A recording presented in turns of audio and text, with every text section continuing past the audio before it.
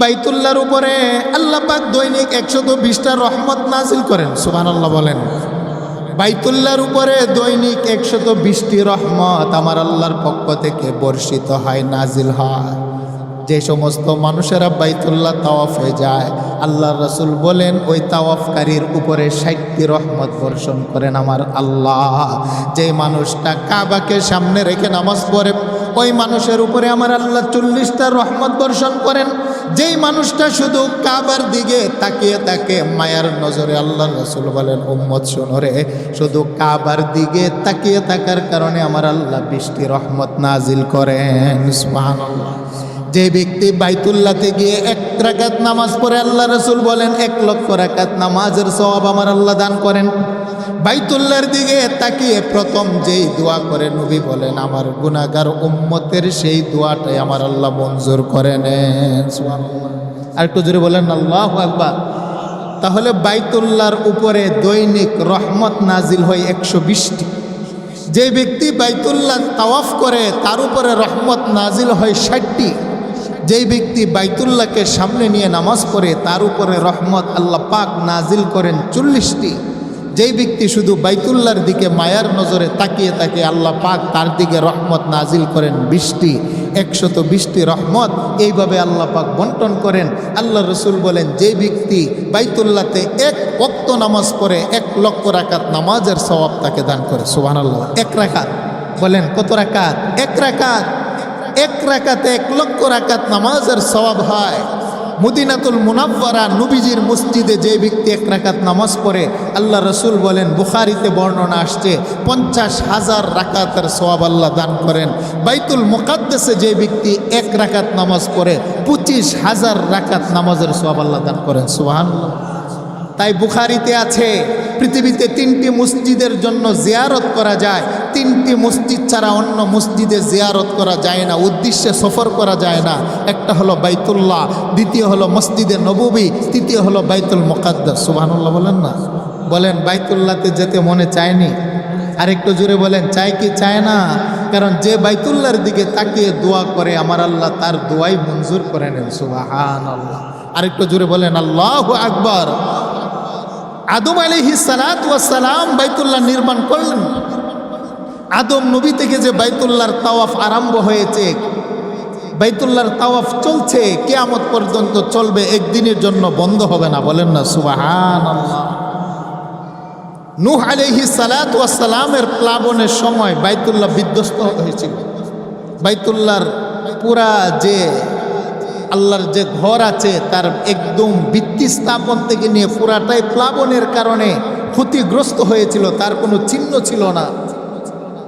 সাইয়্যিদানা ইব্রাহিম আলাইহিস সালাতু ওয়াস সালামকে পুনরায় আল্লাহ পাক জিব্রাইলের মাধ্যমে বাইতুল্লাহর ভিটার জায়গাটাকে আল্লাহ পাক চিহ্নিত করে দিয়েছেন। অতঃপর আল্লাহ বলছেন ইব্রাহিম তুমি তোমার সন্তান ইসমাইলকে নিয়ে পুনরায় আবার কাবাঘর নির্মাণ করো। বলেন না সুবহানাল্লাহ। ইব্রাহিম আলাইহিস সালাতু ওয়াস সালাম ইসমাইলকে দিয়ে পাহাড় থেকে পাথর আনান, আর পয়গম্বর ইব্রাহিম পাথরের উপরে দাঁড়িয়ে দাঁড়িয়ে তিনি বাইতুল্লাহ নির্মাণ করেছেন। বাইতুল্লাহ নির্মাণের পরে বললেন আল্লাহ বাইতুল্লাহ তো নির্মাণ করেছি, এখন আমার কাজ কি? আল্লাহ সুবহানাহু ওয়া তাআলা বলেন ইব্রাহিম এখন তোমার কাজ হলো তুমি এলান দাও। সুবহানাল্লাহ বলেন না? ইব্রাহিম পয়গম্বর বলেন আল্লাহ আমি যে এলান দিব আমার আওয়াজটা কি মানুষে শুনবে? আল্লাহ বলছেন ইব্রাহিম আজান দেওয়া, হজের জন্য ডাক দেওয়া তোমার কাজ, আর মানুষের কান পর্যন্ত পৌঁছিয়ে দেওয়া সেটা হলো আমি আল্লাহ পাকের কাজ। বলেন না সুবহানাল্লাহ। সূরাতুল হজের ভিতরে আল্লাহ পাক এই ঘোষণা দিলেন সাইয়্যিদানা ইব্রাহিম আলাইহিস সালাতু ওয়াস সালাম এই বাইতুল্লাহ নির্মাণের পরে আল্লাহর পক্ষ থেকে কালেমার পরে নামাজ এবং রোজা এটা হলো শারীরিক ইবাদত, অর্থের প্রয়োজন হয় না। নামাজ পড়তে কি টাকা লাগে? বলেন রোজা রাখতে কি টাকা লাগে? এটা হলো আমার শারীরিক সুস্থতার প্রয়োজন হয়। জাকাত এটা হলো ইবাদতে মালি, আর্থিক ইবাদত, জাকাত দিতে টাকা লাগে, এটা হলো আর্থিক ইবাদত। আর হজ এমন একটা ইবাদত যেটার ভিতরে শারীরিক এবং আর্থিক সুস্থতা এবং অর্থ উভয়টার সমন্বয়ে যে ইবাদত, সেই ইবাদতের নাম হলো হজ। বলেন না সুবহানাল্লাহ। এই হজ এটা হলো ইসলাম ধর্মের ভিতরে ফরজ বিধান, তবে সকলের জন্য নয়। নামাজ এবং রোজা ধনী গরিব সকলের উপরে ফরজ।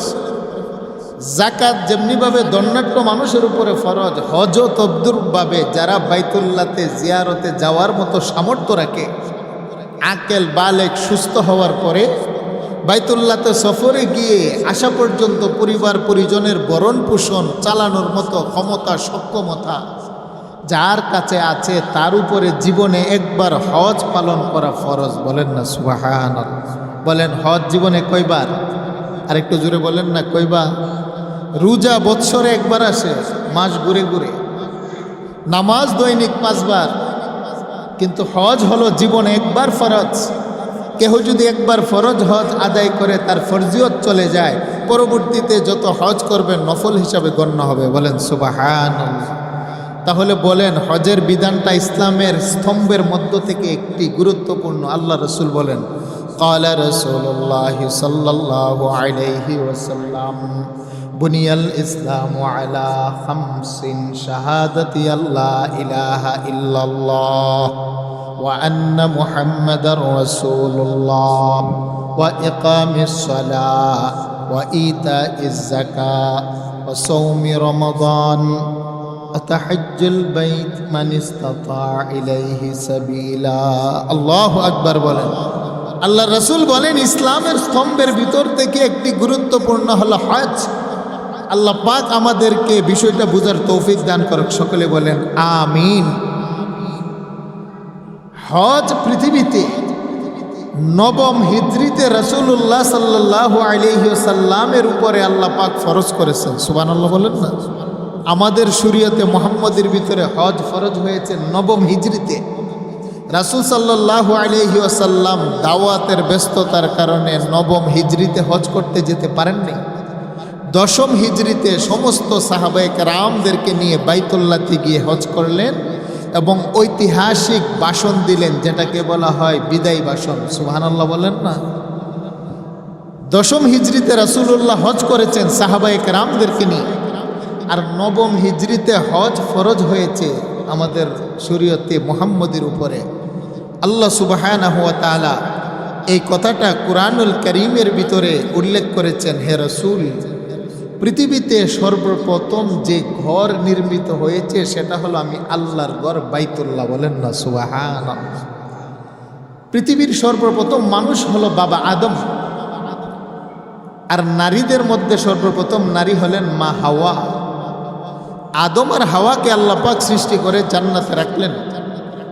বিশাল ইতিহাস। গন্ধম ফল খাইলেন, আল্লাহ পাক আদমকে পাঠাইলেন শ্রীলঙ্কা, আর মা হাওয়াকে পাঠাইলেন মক্কা নগরী জেদ্দা। দীর্ঘ কিতাবের মধ্যে লেখে, তাফসিরের মধ্যে 340 বছর আদম আর হাওয়া কান্না করেছেন, কেন ভুল করে গন্ধম খেয়েছেন। সুবহানাল্লাহ বলেন না। 340 বছর কান্নাকাটির পরে আল্লাহ পাক ভারতবর্ষ থেকে বাবা আদমকে জিব্রাইলের মাধ্যমে রাস্তা দেখাতে দেখাতে বাইতুল্লাহর আরাফাতের ময়দানে নিয়ে গেলেন, আর মা হাওয়াকে জেদ্দা থেকে ফেরেশতার মাধ্যমে আরাফার ময়দানে জাবালে রহমতের কাছে নিয়ে আসলেন। জাবালে রহমতের এক পাশ দিয়ে বাবা আদম ঘুরে, আরেক পাশ দিয়ে মা হাওয়া। পৃথিবীতে তো আর কোনো মানুষ নাই, কেবলমাত্র 2 জন। আর যেহেতু জান্নাতে দীর্ঘদিন ছিলেন স্বামী স্ত্রী, একজন তো আরেকজনকে চিনে। ঘুরতে ঘুরতে ঘুরতে ঘুরতে আরাফাতের ময়দানে জাবালে রহমতের পাদদেশে মুলাকাত হয়ে গেল বাবা আদম আর হাওয়া। বলেন না সুবহান। আরাফা ইয়ারিফু, পরিচয় লাভ করে। আরাফাতের ময়দানকে এই জন্য আরাফাত বলা হয়। বাবা আদম আর হাওয়ার পরিচয় হয়েছিল এই আরাফাতের মাঠে। সুবহানাল্লাহ বলেন। জাবালুন মানে পাহাড়, জাবালে রহমত মানে রহমতের পাহাড়।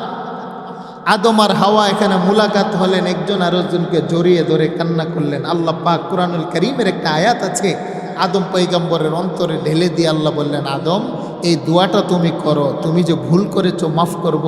কিয়ামত পর্যন্ত তোমার যত সন্তান আরাফাতের ময়দানে আসবে তাদের গুনাহ খাতাকে আমি আল্লাহ মাফ করে দিব। সুবহানাল্লাহ। কি দোয়া? রব্বানা যালামনা, আমার সাথে বলেন, রব্বানা যালামনা আনফুসানা ওয়া ইল্লাম তাগফির লানা ওয়া তারহামনা লানাকুনান্না মিনাল খাসিরিন। আল্লাহু আকবার বলেন। বাবা আদম আর হাওয়ার মুলাকাত হয়ে গেল। আরাফাতের ময়দানে জাবালে রহমতের পাদদেশে বাবা আদম আর হাওয়ার যখন মোলাকাত হয়ে যায়, আল্লাহ বলেন আদম এই দোয়াটা তুমি করো, অনুশোচনা করো, তুমি যে গন্ধম ফল খেয়েছিলে। আদম আলাইহিস সালাতু ওয়াস সালাম মা হাওয়াকে নিয়ে পড়লেন রব্বানা যালামনা আনফুসানা ওয়া ইল্লাম তাগফির লানা ওয়া তারহামনা লানাকুনান্না মিনাল খাসিরিন। আল্লাহু আকবার বলেন। আল্লাহ বলেন আদম ঘোষণা দিলাম তোমাকে আর হাওয়াকে আমি আল্লাহ যেমনিভাবে আজকে মাগফিরাতের ঘোষণা দিলাম রে আদম, তুমি আর হাওয়ার মাধ্যমে মানব জাতিকে আমি আল্লাহ পৃথিবীতে বিস্তার ঘটাবো। তারা পৃথিবীর যে কোনো প্রান্ত থেকে আরাফাতের ময়দানে এসে অবস্থান করবে। তোমাদেরকে যেমনিভাবে আমি আল্লাহ ঘোষণা দিলাম ক্ষমার, তোমার সন্তানদেরকেও আরাফাতের ময়দানে উপস্থিত হওয়ার কারণে আমি আল্লাহ মাগফিরাতের ঘোষণা দেব। সুবহানাল্লাহ বলেন। আদম আর হাওয়ার মুলাকাত হয়ে গেল। আল্লাহর পক্ষ থেকে ফেরেশতার মাধ্যমে জিবরাইল আলাইহিস সালাতু ওয়াস সালাম বাবা আদমকে ধরে বাইতুল্লাহ কাবা যেখানে আছে, কাবা ঘরের ভিত্তি স্থাপনের জন্য বাবা আদমকে নিয়ে গেলেন। আদম আলাইহিস সালাতু ওয়াস সালাম জিবরাইল ফেরেশতাদেরকে নিয়ে বাইতুল্লাহ নির্মাণ করতে আরম্ভ করলেন। সুবহানাল্লাহ বলেন না। কাবা শরীফ, পৃথিবীতে তো আর কোনো মানুষ ছিল না, শুধু আদম আর হাওয়া। জিবরাইল আলাইহিস সালাতু ওয়াস সালাম সেই জাবালে রহমত আরাফাতের ময়দান থেকে উনাকে ধরে কাবা যে ঘর আছে সেখানে তো ঘর ছিল না, সেখানে আদম আলাইহিস সালাতু ওয়াস সালামকে নিয়ে একটা ঘর বানাইলেন। সুবহানাল্লাহ বলেন। এই ঘরটা হলো আমাদের এই কাবা বাইতুল্লাহ। সুবহানাল্লাহ বলেন না। সাইয়্যিদানা আদম আলাইহিস সালাতু ওয়াস সালামের হাত ধরে আমার আল্লাহ পাক কাবা শরীফ নির্মাণ করে আল্লাহ ঘোষণা দিলেন আদম এই কাবাকে তুমি তাওয়াফ করো এবং কিয়ামত পর্যন্ত কাবার তাওয়াফ একটা সেকেন্ডের জন্য বন্ধ হবে না। সুবহানাল্লাহ বলেন। আল্লাহ সুবহানাহু ওয়া তাআলা এই কথাটা কোরআনে বললেন, ইন্না আউওয়ালা বাইতিন ওয়াদিআ লিন-নাসি লাল্লাযী বিবাক্কাতা মুবারাকাও ওয়া হুদাল লিল আলামিন। আল্লাহ বলেন নিশ্চয়ই জমিনের ভিতরে প্রথম ঘর হলো আমার কাবা। সুবহানাল্লাহ বলেন না। মক্কার নাম ছিল বাক্কা। মক্কার নাম কি ছিল জোরে বলেন না? বাক্কা। বাক্কা। মক্কার নাম মক্কা ছিল না, মক্কার নাম ছিল বাক্কা। মক্কার নাম মক্কাকরণ করা হয়েছে। আর মক্কা শরীফের ভিতরে সর্বপ্রথম যে ঘর আল্লাহ নির্মাণ করেছে জমিনের ভিতরে, এই ঘরটার নাম হলো কাবা বাইতুল্লাহ। বলেন সুবহানাল্লাহ। সেই জন্য সমগ্র পৃথিবীর মানব জাতিকে আল্লাহ পাক আদেশ দিলেন, হে মানুষেরা, ওয়ালিল্লাহি আলান নাসি হজ্জুল বাইতি মান ইসতাতা ইলাইহি সাবিলা। আল্লাহ বলেন বন্ধু আপনি মানব জাতিকে ঘোষণা দিয়ে দেন যারা এই বাইতুল্লাহতে আসার সামর্থ্য রাখে তারা যেন বাইতুল্লাহ তাওয়াফের জন্য আসে। কারণ যারা বাইতুল্লাহ তাওয়াফে চলে আসে, আমি আল্লাহ একটা বাচ্চা মার গর্ভ থেকে ভূমিষ্ঠ হলে যেমনিভাবে নিষ্পাপ হয়ে যায়, বাইতুল্লাহ তাওয়াফ করে বাড়িতে যাওয়ার সময় তাকে আমি আল্লাহ নিষ্পাপ বানিয়ে দেই। আরেকটু জোরে বলেন না সুবহানাল্লাহ। قال رسول الله صلى الله عليه وسلم من حج لله فلم يرفث ولم يفسق رجع كيوم ولدته أمه। আল্লাহ রসুল বলেন একটা বাচ্চা ভূমিষ্ঠ হলে যেমনিভাবে নিষ্পাপ বেগুনা মাসুম গুনাহ নাই, তদ্রূপভাবে যে মানুষটা বাইতুল্লাহ তাওয়াফ করে ফিরে আসে ওই মানুষটারও কোনো গুনাহ থাকে? আরেকটু জোরে বলেন থাকে? নিষ্পাপ আর মাসুম হয়ে যায়।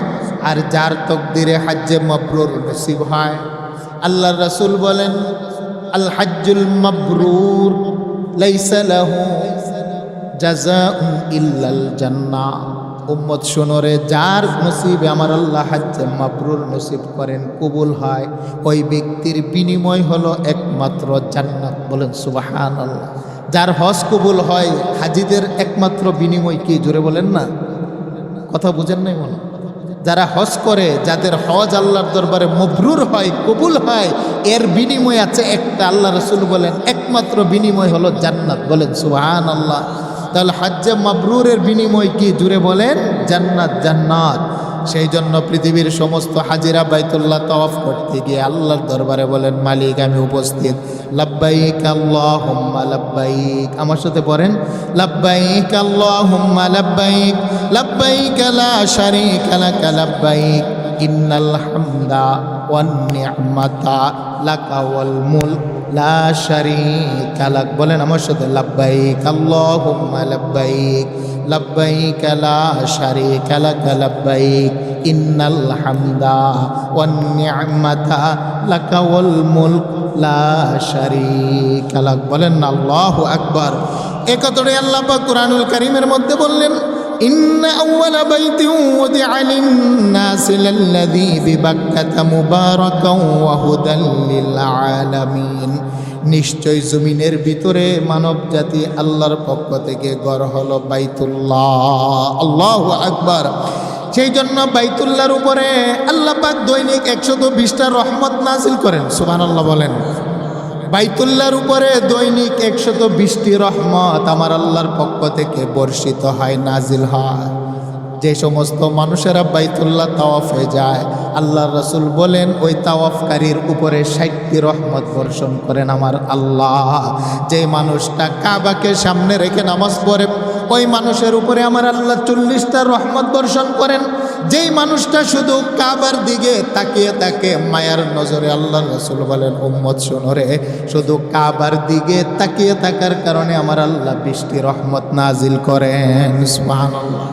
যে ব্যক্তি বাইতুল্লাহতে গিয়ে 1 রাকাত নামাজ পড়ে, আল্লাহ রাসূল বলেন 1 লক্ষ রাকাত নামাজের সওয়াব আমার আল্লাহ দান করেন।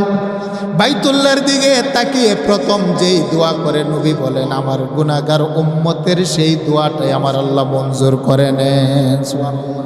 আর একটু জোরে বলেন আল্লাহু আকবার। তাহলে বাইতুল্লাহর উপরে দৈনিক রহমত নাজিল হয় 120টি। যে ব্যক্তি বাইতুল্লাহ তাওয়াফ করে তার উপরে রহমত নাজিল হয় 60টি। যেই ব্যক্তি বাইতুল্লাহকে সামনে নিয়ে নামাজ পড়ে তার উপরে রহমত আল্লাহ পাক নাজিল করেন 40টি। যেই ব্যক্তি শুধু বাইতুল্লাহর দিকে মায়ার নজরে তাকিয়ে থাকে, আল্লাহ পাক তার দিকে রহমত নাজিল করেন 20টি। 120টি রহমত এইভাবে আল্লাহ পাক বন্টন করেন। আল্লাহ রসুল বলেন যে ব্যক্তি বাইতুল্লাহতে 1 ওয়াক্ত নামাজ পড়ে 1 লক্ষ রাকাত নামাজের সওয়াব তাকে দান করে। সুবহানাল্লাহ। 1 রাকাত। বলেন কত রাকাত? 1 রাকাত। 1 রাকাতে 1 লক্ষ রাকাত নামাজের সওয়াব হয়। মদিনাতুল মুনাওয়ারা নবীজির মসজিদে যে ব্যক্তি 1 রাকাত নামাজ পড়ে, আল্লাহ রসুল বলেন বুখারীতে বর্ণনা আসছে 50,000 রাকাতের সওয়াব আল্লাহ দান করেন। বাইতুল মুকাদ্দাসে যে ব্যক্তি 1 রাকাত নামাজ পড়ে 25,000 রাকাত নামাজের সওয়াব আল্লাহ দান করেন। সুবহানাল্লাহ। তাই বুখারীতে আছে পৃথিবীতে 3টি মসজিদের জন্য জিয়ারত করা যায়, 3টি মসজিদ ছাড়া অন্য মসজিদে জিয়ারত করা যায় না, উদ্দেশ্যে সফর করা যায় না। একটা হলো বাইতুল্লাহ, দ্বিতীয় হলো মসজিদে নববী, তৃতীয় হলো বাইতুল মুকাদ্দাস। সুবহানাল্লাহ বলেন না। বলেন বাইতুল্লাহতে যেতে মনে চায়নি? আরেকটু জোরে বলেন চাই কি চায় না?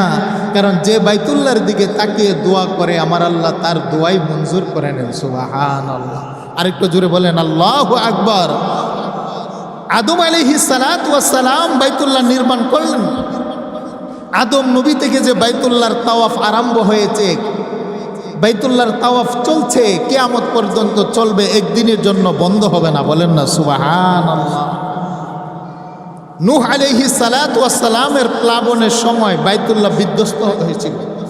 বাইতুল্লাহর পুরা যে আল্লাহর যে ঘর আছে তার একদম ভিত্তি স্থাপন থেকে নিয়ে পুরাটাই প্লাবনের কারণে ক্ষতিগ্রস্ত হয়েছিল, তার কোনো চিহ্ন ছিল না।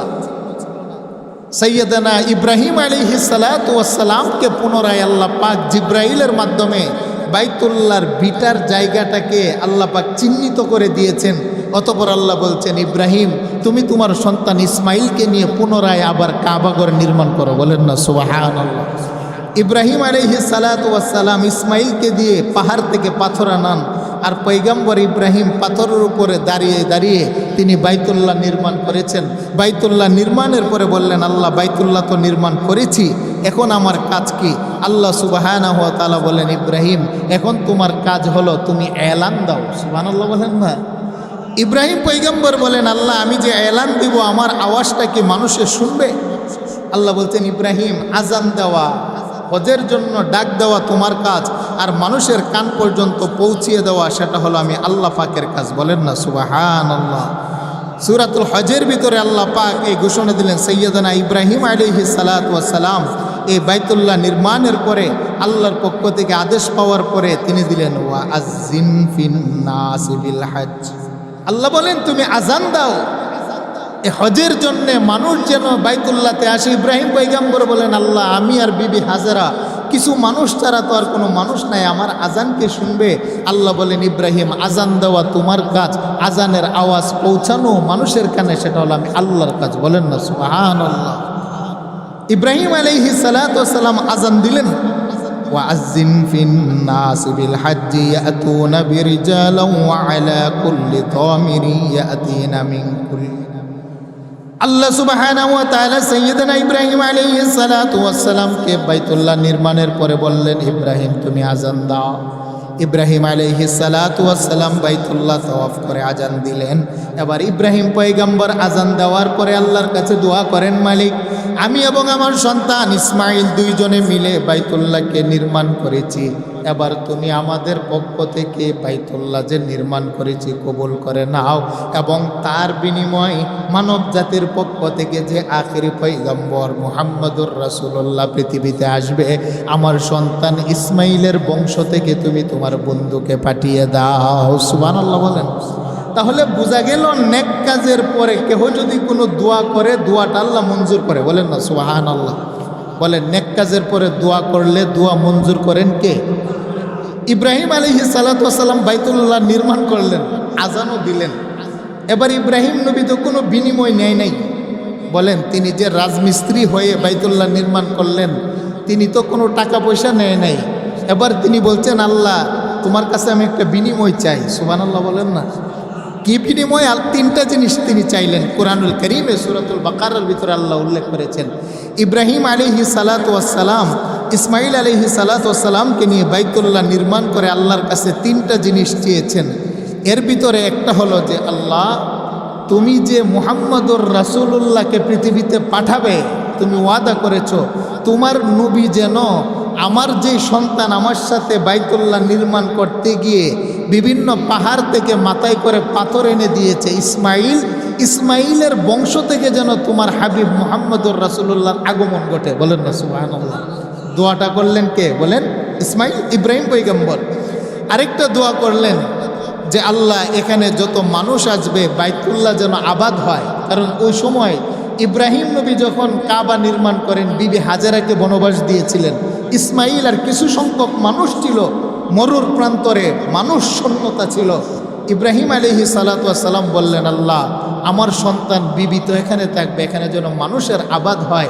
আল্লাহ বলেন, ইব্রাহিম আমি তোমার দোয়া মঞ্জুর করলাম, সমগ্র পৃথিবীর মানব জাতির মিলন কেন্দ্র হবে বাইতুল্লাহ। বলেন না সুবহানাল্লাহ। আপনারা বলেন না মক্কা শরীফ সমস্ত মানব জাতির মিলন কেন্দ্র কিনা? আরেকটু জোরে বলেন। এবং আল্লাহ তুমি এখানে রিজিকের কোনো অভাব দিবা না। আল্লাহ বলেন, ইব্রাহিম এমন রিজিক আমি আল্লাহ এখানে দিব, পৃথিবীর যেই প্রান্তে যেই ফল ফলাদি না পাওয়া যাবে, তোমার বাইতুল্লাহর ভিতরে সেই ফল পাওয়া যাবে, বিনা মৌসুমের ফল। সুবহানাল্লাহ বলেন। হাজী সাহেবরা বলেন না, মক্কা শরীফ আর মদিনা শরীফের বাজারে গেলে এমনও কিছু ফল দেখা যায় যেই ফল অনেক সময় বাংলাদেশে দেখা যায় না। কি বলেন, আছে না নাই? আরেকটু জুড়ে বলেন, আছে না নাই? পৃথিবীর যেই প্রান্তে যত ফল ফলাদি হয় তার একটা অংশ বাইতুল্লাহতে গিয়ে মৌজুদ হয়। ইব্রাহিম আলাইহিস সালাতু ওয়াস সালামের দুয়ার বরকতে আল্লাহ পাক মঞ্জুর করে এই নিয়ামত দান করেছেন। বলেন না সুবহানাল্লাহ। সাইয়্যিদানা ইব্রাহিম আলাইহিস সালাতু ওয়াস সালাম আজান দিলেন, ঘর নির্মাণ করলেন। ওয়া ইয ইয়ারফাউ ইব্রাহিমুল কাওয়াইদা মিনাল বাইতি ওয়া ইসমাঈল রব্বানা তাকাব্বাল মিন্না ইন্নাকা আনতাস সামিউল আলিম রব্বানা ওয়াজআলনা মুসলিমাইনি লাকা ওয়া মিন যুররিয়্যাতিনা উম্মাতাম মুসলিমাতাল লাক ওয়া আরিনা মানাসিকানা ওয়া তুব আলাইনা ইন্নাকা আনতাত তাওয়াবুর রহিম রব্বানা وابعث فيهم رسولا منهم يتلو عليهم آياتك ويعلمهم الكتاب والحكمة ويزكيهم إنك أنت العزيز الحكيم। বলেন সুবহানাল্লাহ। ইব্রাহিম আলাইহিস সালাতু ওয়াস সালাম কাবা শরীফ নির্মাণ করে আল্লাহর দরবারে চাইলেন অনেকগুলো দুয়ার ভিতর থেকে একটা, আল্লাহ মুহাম্মদুর রাসূলুল্লাহকে তুমি আমার সন্তান ইসমাইলের বংশধর থেকে পাঠিয়ে দাও, কারণ আমি যে কাবা নির্মাণ করেছি আমার সাথে তো ইসমাইলও সম্পৃক্ত আছে, সুতরাং আমাকেও আমার সন্তান ইসমাইলকে তুমি মাহরুম করবে না। বলেন সুবহানাল্লাহ। তাহলে আপনারা বলেন, ইব্রাহিম নবীর দুই ছেলে, একজনের নাম হলো ইসহাক নবী, আরেকজনের নাম হলো ইসমাইল নবী। আমার পয়গম্বর মুহাম্মদুর রাসূলুল্লাহ যেই বংশ থেকে আগমন ঘটেছে তিনি হলেন ইসমাইল আলাইহিস সালাতু ওয়াস সালামের বংশ থেকে। সুবহানাল্লাহ বলেন। বলেন আমাদের নবীজির পূর্বপুরুষকে ইসমাইল নবী, আর মুসা বনি ইসরাইলের যত পয়গম্বর আসছে তাদের পূর্বপুরুষ হলো ইসহাক নবী। সুবহানাল্লাহ বলেন। ইসহাক আলাইহিস সালাতু ওয়াস সালামের বাবার নাম হলো ইয়াকুব নবী। কেনানে তিনার বাড়ি ছিল। ইয়াকুব আলাইহিস সালাতু ওয়াস সালামের 12 সন্তান, 2 বিবি ছিল। এক বিবির ঘরে 10 ছেলে, আরেক বিবির ঘরে 2 ছেলে। একজনের নাম হলো ইয়ামিন বিনিয়ামিন, আরেকজনের নাম হলো ইউসুফ। ইউসুফ আলাইহিস সালাতু ওয়াস সালামের 12 ভাই, তারা হলো বনি ইসরাইল। ইয়াকুব আলাইহিস সালাতু ওয়াস সালামের আরেকটা নাম হলো ইসরাইল। তাই তার 12টি সন্তানকে বলা হয় ইসরাইলের বংশধর, বনি ইসরাইলের বংশধর। এই বনি ইসরাইলের বংশ থেকে মুসা আলাইহিস সালাতু ওয়াস সালাম আসছেন, তিনার ভাই হারুন আলাইহিস সালাতু ওয়াস সালাম আসছেন, তিনাদের খাদেম ইউশা ইবনে নুন পৃথিবীতে আসছেন, সুলাইমান, জাকারিয়া, আইয়ুব এবং দাউদ পয়গম্বর আসছেন, সাইয়্যিদানা ঈসা আলাইহিস সালাতু ওয়াস সালাম এই বনি ইসরাইল থেকে আসছেন। তাদের পূর্বপুরুষ হলো ইসহাক আলাইহিস সালাতু ওয়াস সালাম। আর একমাত্র ইসমাইল আলাইহিস সালাতু ওয়াস সালামের বংশধর থেকে একজন মাত্র নবী আসছেন, তিনি হলেন মুহাম্মদুর রাসূলুল্লাহ সাল্লাল্লাহু আলাইহি ওয়াসাল্লাম। বলেন কার দুয়ার বরকতে? বাবা ইব্রাহিম পয়গম্বর দুয়ার বরকতে। সুবহানাল্লাহ বলেন না। আর দোয়াটা কেন করছিলেন? ওই যে বাইতুল্লাহ নির্মাণ করে করলেন। তাই আল্লাহ সুবহানাহু ওয়া তাআলা কুরআনুল কারীমের মধ্যে এই কথাটাই বললেন, নবী আপনি জানিয়ে দেন, ইন্না আউওয়ালা বাইতি উদিআ লিন-নাস লাল্লাযী বিবাক্কাতা মুবারাকাও ওয়া হুদাল লিল আলামিন। পৃথিবীতে সর্বপ্রথম যে ঘর, সেই ঘরটা হলো বাইতুল্লাহ। বলেন সুবহানাল্লাহ। বলেন সর্বপ্রথম যে ঘর পৃথিবীতে নির্মাণ হয়েছে সেই ঘরটার নাম কি? বলেন কাবা, বাইতুল্লাহ। যে বাইতুল্লাহর দিকে নামাজ পড়লে আল্লাহ পাক 1 রাকাত নামাজ পড়লে 1 লক্ষ রাকাত নামাজের সওয়াব হয়। আমার রাসূল যখন হিজরত করে মক্কা থেকে মদিনাতে গেলেন, তখন মানুষের কেবলা ছিল বাইতুল মুকাদ্দাস। বলেন মানুষের প্রথম কেবলা কি ছিল? বাইতুল মুকাদ্দাস, জেরুজালেম। রাসূল সাল্লাল্লাহু আলাইহি সাল্লাম মক্কাতে থাকা অবস্থায় সবসময় বাইতুল্লাহর দিকে চেহারা করে নামাজ পড়তেন, কারণ যেই মানুষটা কাবা শরীফকে সামনে নিয়ে নামাজ পড়ে ওই ব্যক্তিকে আমার আল্লাহ 40টি রহমত নাজিল করেন। সুবহানাল্লাহ বলেন। রাসূল সাল্লাল্লাহু আলাইহি সাল্লাম যখন মদিনাতে চলে গেলেন তখন বাইতুল্লাহকে পিছন দিতে হয়, আর বাইতুল মুকাদ্দাস যেহেতু মানব জাতির প্রথম কেবলা, বাইতুল মুকাদ্দাসের দিকে চেহারা করে আমার রাসূল নামাজ পড়েন। কিন্তু রাসূলের মনের ভিতরে একটা তামান্না ছিল, হাইরে যদি বাইতুল্লাহর দিকে চেহারা করে নামাজ পড়তে পারতাম। দীর্ঘ অনেকটি বছর আমি কাবার দিকে চেহারা করে নামাজ পড়েছি। আমার রাসূল বারবারে আকাশের দিকে চেহারা উঠান যে আল্লাহর পক্ষ থেকে কোনো ফাইসালা আসে কিনা। সুবহানাল্লাহ বলেন না। আরেকটু জোরে বলেন আল্লাহু আকবার। আচ্ছা বলেন আমার রাসূল যে মনে মনে তামান্না, এটা আমার আল্লাহ জানে কি জানে না? আরেকটু জোরে বলেন জানে কি জানে না? আল্লাহর রাসূল বনি সালামার গোত্রে মঙ্গলবারের দিন দুপুরবেলা দাওয়াত খেতে গেল। আমার রাসূল খাওয়া দাওয়া শেষ করে জুলকিবলাতাইন, হাজী সাহেবরা দেখবেন এখন একটা মসজিদ আছে 2 কেবলাওয়ালা মসজিদ।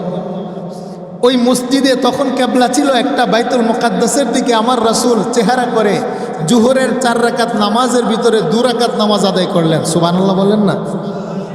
শুধু 2 রাকাত নামাজ আদায় করে আমার রাসূল 3য় রাকাতের জন্য দাঁড়াইলেন।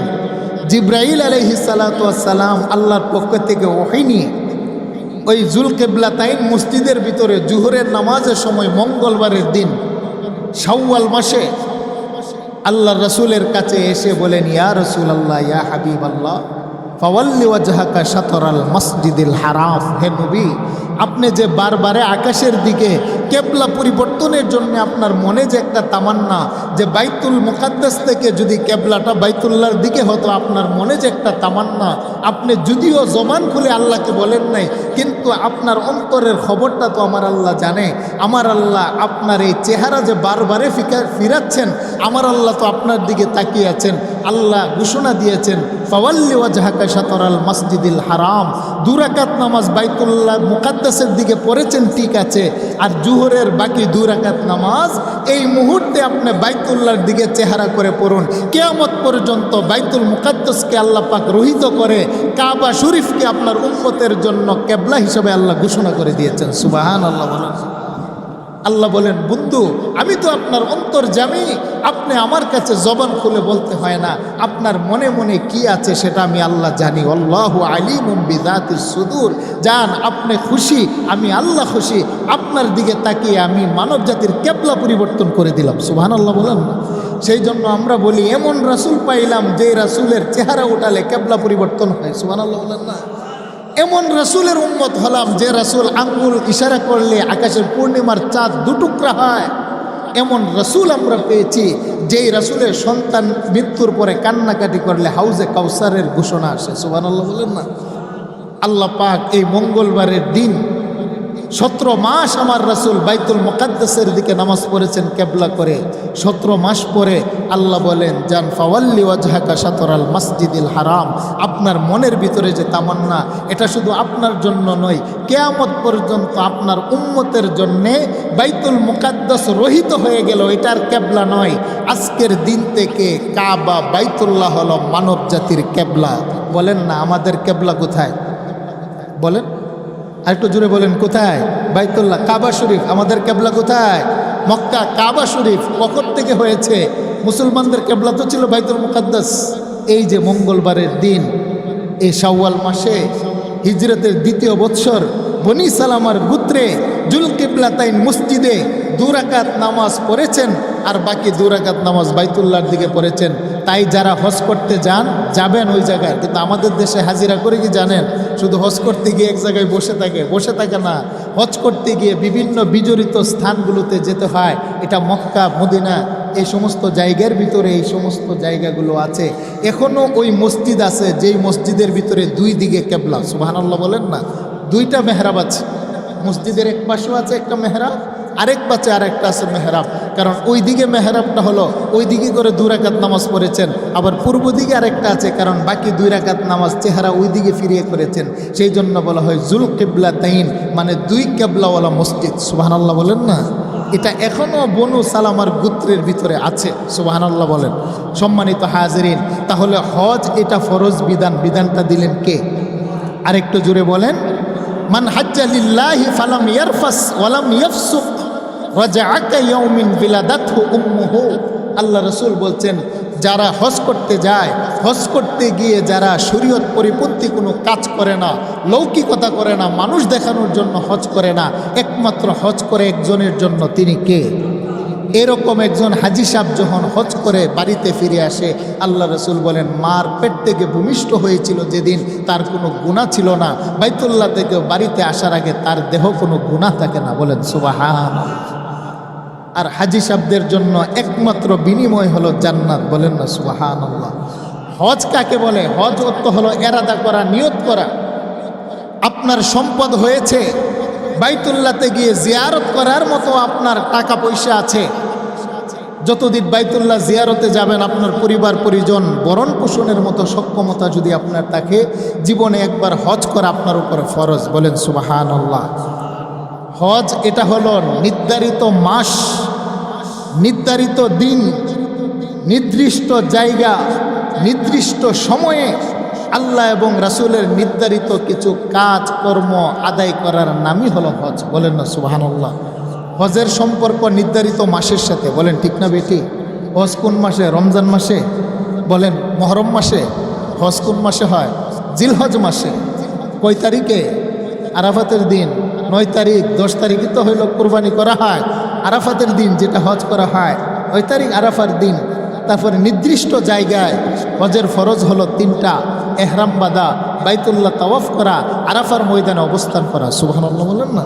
বলেন হজের ফরজ বিধান কয়টা? আরেকটু জোরে বলেন কয়টা? এহরাম বাঁধা, বাইতুল্লাহ তাওয়াফ করা। তাওয়াফ করতে গিয়ে আল্লাহকে ঘোষণা দিতে হয়, মালিক আমি গোলাম তো তোমার দরবারে উপস্থিত। বলেন না সুবহানাল্লাহ? আল্লাহ দাওয়াত দিচ্ছেন। ইব্রাহিম আলাইহিস সালাতু ওয়াস সালামকে যে ঘটনা বললাম, বাইতুল্লাহ নির্মাণের পরে আল্লাহ বললেন, ইব্রাহিম তুমি আজান দাও। ইব্রাহিম পয়গম্বর বললেন, আমি যে আজান দেব আমার আজান শুনবো কে? মরুর প্রান্তরে মানুষ তো নাই। আল্লাহ বলেন, ইব্রাহিম আজানের আওয়াজ আমি পৌঁছাবো। রুহের জগতে যারা ছিল আল্লাহ পাক ইব্রাহিমের আজান তাদের কর্ণ পর্যন্ত পৌঁছে দিয়েছেন। সুবহানাল্লাহ বলেন না? এখন বাইতুল্লাহতে গিয়ে সমস্ত মানুষ এহরামের সেলাই সারা কাপড় বেঁধে এটাই বলে, আল্লাহ ইব্রাহিম পয়গম্বর তো আজান দিয়েছিল, সেই দিন তো জবাব দিতে পারি নাই, তবে আজকে মালিক আমি তোমার গোলাম ডাকের জবাব দিয়ে উপস্থিত। লাব্বাইক, আল্লাহু আকবার বলেন না? আমার সাথে বলেন, লাব্বাইক আল্লাহুম্মা লাব্বাইক, লাব্বাইক লা শারীকা লাক লাব্বাইক, ইন্নাল হামদা ওয়ান নি'মাতা লাকা ওয়াল মুলক লা শারীকা লাক। বলেন আল্লাহু আকবার। এই আওয়াজ দিয়ে এটাই প্রমাণ করতে হয় যে মালিক আমি তো গোলাম তোমার দরবারে উপস্থিত, তুমি হলে বাদশাহ আর আমি হলাম গোলামের ছেলে গোলাম। তুমি আমাকে দাওয়াত করেছো, আমি তোমার বাড়িতে উপস্থিত হয়েছি। জীবনের সমস্ত ধন সম্পদ, আমার মখমলের বিছানার দামি জামা সব কিছু ছেড়ে দিয়ে 2 টুকরা সেলাইবিহীন কাপড় গায়ে জড়িয়ে, আমি পায়ের মধ্যে নাঙ্গা বদনে জুতা নাই, মাথার উপরে কোনো ছায়া নাই, দেহের ভিতরে কোনো খুশবু নাই, আমি সব কিছু ছিন্ন করে আমি এহরামের কাপড়, আমার জীবনের শেষ যে মানুষের মরণের কাপড় পরে, আমি সেই কাপড় গায়ে জড়িয়ে আমি গোলাম তোমার দরবারে উপস্থিত, তুমি আমার ডাকের জবাব দাও। সুবহানাল্লাহ বলেন না? তখন কি বলেন? রাজা মহারাজা, ধনী গরিব, শিক্ষিত অশিক্ষিত সমস্ত মানুষ এক কাতারে কাঁধ মিলিয়ে তখন আল্লাহর দরবারে এটাই বলে যে আল্লাহ উপস্থিত। লাব্বাইক আল্লাহুম্মা লাব্বাইক, লাব্বাইক লা শারীকা লাক লাব্বাইক, ইন্নাল হামদা ওয়ান নি'মাতা লাকা ওয়াল মুলক। তখন আল্লাহ পাক নিজেও বান্দাদেরকে উদ্দেশ্য করে একটা আওয়াজ দেন, সুবহানাল্লাহ। হাজী সাহেবরা যখন 7 চক্কর দেয়, বলেন হাজী সাহেবরা কই চক্কর দিতে হয়? 7 চক্কর দিতে হয়। হাজরে আসওয়াদ যে পাথরটা সৈয়দানা আদম আলাইহিস সালাতু ওয়াস সালাম জান্নাত থেকে নিয়ে আসছিলেন, এটা দুধের মতো সাদা ছিল। সুবহানাল্লাহ বলেন না? মানব জাতির গুনাহগুলোকে চুষতে চুষতে সেটা কালো হয়েছে। এই পাথরটা থেকে ধরে মাকাম ইব্রাহিম একটা পাথর আছে, যেই পাথরের উপরে সৈয়দানা ইব্রাহিম আলাইহিস সালাতু ওয়াস সালাম দাঁড়িয়ে বাইতুল্লাহ নির্মাণ করেছিলেন। আল্লাহ পাক ওই পাথরটার ব্যাপারে বলেছেন, وَإِذْ جَعَلْنَا الْبَيْتَ مَثَابَةً لِلنَّاسِ وَأَمْنًا وَاتَّخِذُوا مِن مَّقَامِ إِبْرَاهِيمَ مُصَلًّى। হে হাজী সাহেবেরা, যখন তোমরা হজ করতে যাবে, ইব্রাহিম পয়গম্বর যে পাথরের উপর দাঁড়িয়ে আমার ঘর নির্মাণ করেছে, ওই পাথরটাকে সামনে রেখে তোমরা 2 রাকাত নামাজ পড়বে। সুবহানাল্লাহ বলেন না? এই উত্তরের কন্যার থেকে মিজাবে রহমত, কাবা করে বৃষ্টির পানি হলে যেখান থেকে পানিটা পড়ে ওইখান থেকে যখন তারা তাওয়াফ আরম্ভ করে 7টা চক্কর দিয়ে যখন কাবা শরীফের তাওয়াফ শেষ করে, আল্লাহ বলেন, বান্দা তুমি যে আমার ডাকে সাড়া দিয়ে আমার ঘরে এহরামের কাপড় পরে তুমি তাওয়াফ করে লাব্বাইক বলে উপস্থিত দিয়েছো, আমি আল্লাহ আমার নূরের খাতাতে তোমার উপস্থিতিকে আমি আল্লাহ কবুল করে নিয়েছি। বলেন সুবহানাল্লাহ। সেই জন্য হাসরের ময়দানে হাজী সাহেবদেরকে আল্লাহ ডাকবেন, যারা ইখলাসের সহিত খুলুসিয়তের সহিত লিওয়াজিহিল্লাহ, একমাত্র আল্লাহকে দেখানোর জন্য যারা হজ করে, আল্লাহ হাসরের ময়দানে ডেকে বলবেন, বান্দা তুমি দুনিয়াতে আমার ঘরে এসে তুমি লাব্বাইক বলে উপস্থিত হাজিরা দিয়েছিলে, আর আমি আল্লাহ তোমার হজ মঞ্জুর করেছিলাম, আর আজকে তোমার বিনিময় একমাত্র আমার জান্নাত। সুবহানাল্লাহ বলেন না? বলেন হজ্জে মাবরুরের একমাত্র বিনিময় কি? জান্নাত। আরেকটু জোরে বলেন না, একমাত্র বিনিময় কি? জান্নাত। আমরা সে বাইতুল্লাহ জিয়ারত করতে মনে চাই কি চায় না? আরেকটু জোরে বলেন, চাই কি চায় না? আমার রাসূল 10ম হিজরিতে সাহাবায়ে কেরাম সমস্ত সাহাবীদেরকে নিয়ে বাইতুল্লাহ তওয়াফে গেলেন, হজে গেলেন। আমার রাসূল সমস্ত সাহাবায়ে কেরামদেরকে নিয়ে 10ম হিজরিতে হজ করলেন। হজ করার পরে আমার রাসূল ঐতিহাসিক ভাষণ দিলেন, যেটা হলো বিদায় ভাষণ বলা হয়। যেই ভাষণের ভিতরে আমার রাসূল ধনী গরিব, সাদা কালো, আরবি আজমি তাদের মধ্য থেকে কোনো পার্থক্য রাখলেন না। আল্লাহ রাসূল বলেন, আমার উম্মতের ভিতরে ধনী আর গরিবের ভিতরে কোনো পার্থক্য থাকবে না, কালো আর ধলার ভিতরে কোনো পার্থক্য থাকবে না, রাজা আর প্রজার ভিতরে কোনো পার্থক্য থাকবে না, আরবি আর আজমের ভিতরে কোনো পার্থক্য থাকবে না। একটা সমন্বয়ের ঘোষণা যিনি দিলেন তিনি হলেন মুহাম্মদুর রাসূলুল্লাহ সাল্লাল্লাহু আলাইহি ওয়াসাল্লাম। বলেন না সুবহানাল্লাহ। আল্লাহ রাসূল বলছেন, শোনো আরবিরা, আমার আজবি উম্মতের উপরে তোমাদের কোনো বৈশিষ্ট্য নাই, আমার একজন গরিব উম্মতের উপরে ধনী উম্মতের কোনো বৈশিষ্ট্য নাই, আমার একজন কালো গোলাম উম্মতের উপরে সুন্দর গোলাম মানুষের কোনো মর্যাদা নাই। মর্যাদা তো বাড়ে বান্দার তাকওয়ার, বান্দার আমল দেখে। তোমার চামড়ার কারণে, সম্পদের কারণে, আরবে জন্ম নেওয়ার কারণে, বাদশাহ হওয়ার কারণে তোমার মর্যাদা বাড়বে না। আমার উম্মতের ধনী গরিব, রাজা মহারাজা, গোলাম আর মনিব সকলেই এক কাতারে ঘোষণা দিলেন কে? আরেকটু জোরে বলেন কে? বিদায় ভাষণে আল্লাহর পক্ষ থেকে মুহাম্মদুর রাসূলুল্লাহ সাল্লাল্লাহু আলাইহি ওয়াসাল্লাম এই ঐতিহাসিক ভাষণ। বর্তমানে পৃথিবীতে ইংরেজেরা, আমেরিকানেরা ওরা বলে যে আমরা মানবতার পক্ষে এরা কাজ করে, আর এই মানবতার যিনি সনদ দিয়েছেন পৃথিবীতে তিনি হলেন মুহাম্মদুর রাসূলুল্লাহ সাল্লাল্লাহু আলাইহি ওয়াসাল্লাম। তিনার চাইতে বড় মানবতার পক্ষে আর কোনো মানুষ পৃথিবীতে ছিল না। বলেন ঠিক না বেটে? তিনি ধনী গরিবকে এক কাতারে দাঁড় করিয়েছেন, রাজা মহাপ্রজাকে এক কাতারে দাঁড় করিয়েছেন, আরবি আর আজমকে আল্লাহ রাসূল এক কাতারে দাঁড় করিয়েছেন। কারণ দুনিয়ার মানুষ, সমাজের মানুষ মানুষের চেহারা দেখে মূল্যায়ন করে, বংশ দেখে মূল্যায়ন করে, মানুষের ডিগ্রি আর ক্ষমতা দেখে মূল্যায়ন করে। ফলাপাড়াতে যারা বড় বংশ দেখবেন তাদের একটু পাওয়ার বেশি। কি বলেন, আসেনি? আমার কথা মনে বুঝেন নাই? আমার গ্রামও আছে, যারা একটু বড় বংশ এরা দেখবেন কাউকে কথা বলতে, ধমক দিতে দ্বিধাদ্বন্দ্ব করে না, মনে করে যে আমরা বড় বংশ, তোরা ছোট বংশ। চেহারা একটু সুন্দর হলে কালো মানুষটাকে ঘৃণা করে। বড় বাবার ঘরে জন্ম নিলে আপন চাচাতো ভাই গরিব হলে তাকে অনেক সময় গণায় ধরে না। কি বলেন, আছে না নাই? ডিগ্রি একটু অর্জন করলে যারা অশিক্ষিত পাশের চেয়ারে বসতে দেয় না, কত ওর সাথে আমার যায় না। কিন্তু আল্লাহ রাসূল বলেন যে না, এটা দুনিয়ার মানুষের কাছে মানুষের মূল্যায়ন হয় চামড়ার কারণে, ডিগ্রির কারণে, ক্ষমতার কারণে, বংশের কারণে, আধিপত্যের কারণে। ইন্নাল্লাহা লা ইয়ানজুরু ইলা সুওয়ারিকুম ওয়া আমওয়ালিকুম ওয়ালাকিন ইয়ানজুরু ইলা কুলুবিকুম ওয়া আ'মালিকুম। আমার আল্লাহ বংশ দেখেন না, ডিগ্রি দেখেন না, চেহারা দেখেন না, ক্ষমতা দেখেন না। ওয়ালাকিন ইয়ানজুরু ইলা কুলুবিকুম ওয়া আ'মালিকুম। আল্লাহ যেটা দেখেন সেটা হলো নেক আমল আর বান্দার অন্তরের নিয়ত আর তাকওয়া। বলেন সুবহানাল্লাহ। যদি বান্দার আমল সুন্দর হয়, তাকওয়াওয়ালা হয়, নিয়ত সঠিক হয়, আল্লাহ রসুলের প্রতি আনুগত্য আর প্রেম হয়, সে যদি গুলামের ছেলে গুলাম হয়, আল্লাহ রসুল বলেন বেলাল সাহাবায়ে কেরামের ভিতরে সবচাইতে বড় গুলাম। তার বাড়িটা মক্কা মদিনাতে নয়, হাবশাতে তার জন্ম। অভাবের তাড়নায় মা কাফেরের হাতে বিক্রি করে দিয়েছেন বেলালকে। সাইয়েদনা বেলালের হাত পায়ে জিঞ্জির বেঁধে উমাইয়া নামক কাফের 12 বছর পর্যন্ত তিনার ঘরে গুলামের চাকরিতে নিমজ্জিত রাখলেন। বেলাল আল্লাহ রাসূলের সংবাদ পেয়ে মনে মনে কালেমা পড়ে মুসলমান হয়েছেন। উমাইয়া বলে, তুমি আমার ঘরের গুলাম, আর মুহাম্মদের জপাক তোমার জবান দিয়ে মুহাম্মদের উপরে প্রেম আর ভালোবাসা, আর আল্লাহকে আহাদ বলে ডাকো, তুমি তো আমাকে ডাকবে। আবার আহাদকে, মুহাম্মদকে তাকে উত্তপ্ত বালুর উপরে শুয়ে পাথর চাপা দিয়ে চাবুকের আঘাত করতেন।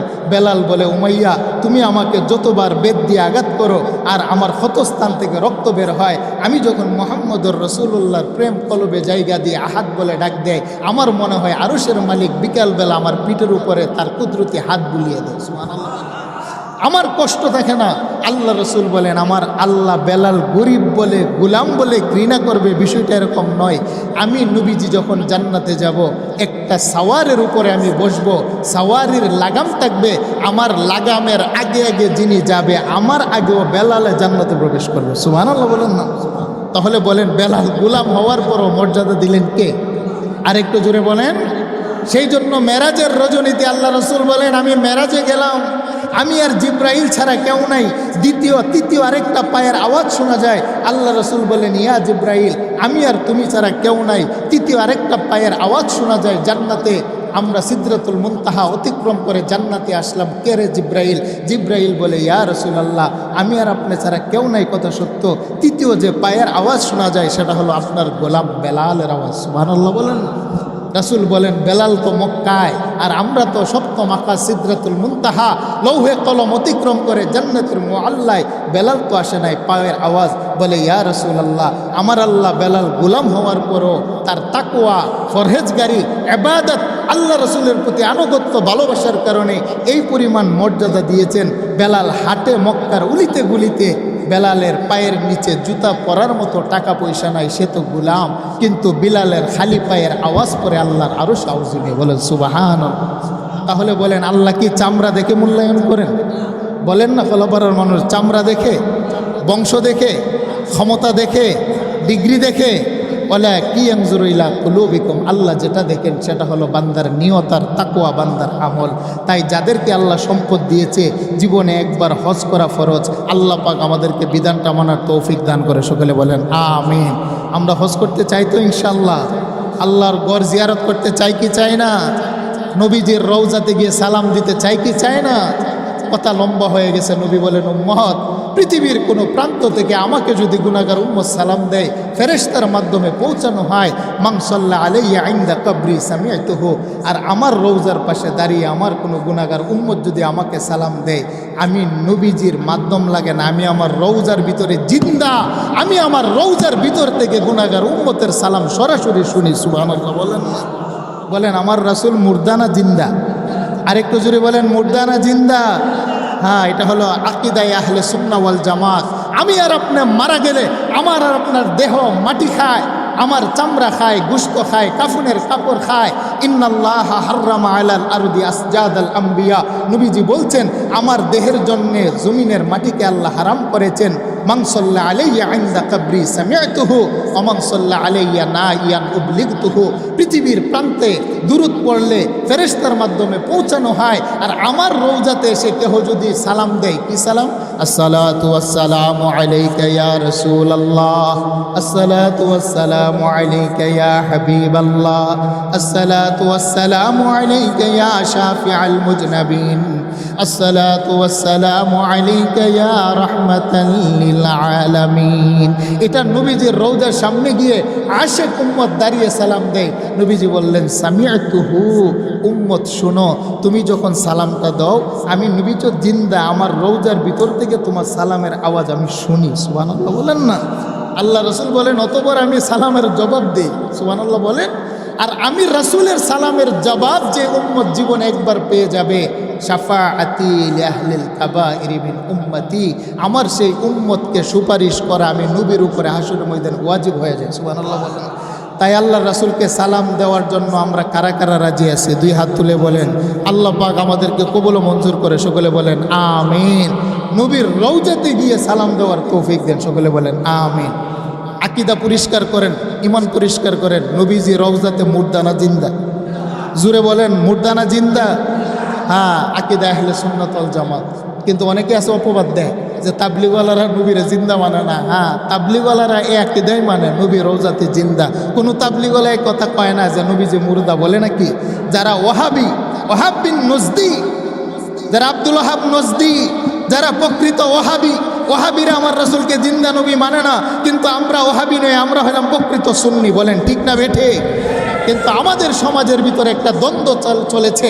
যারা তাবলিগ করে তাদেরকে ওয়াহাবি ফতোয়া দেওয়া হয়, যারা এই সমস্ত কথা বলে তারা হলো কাজ্জাব আর মিথ্যাবাদী। বলেন ঠিক না বেটে?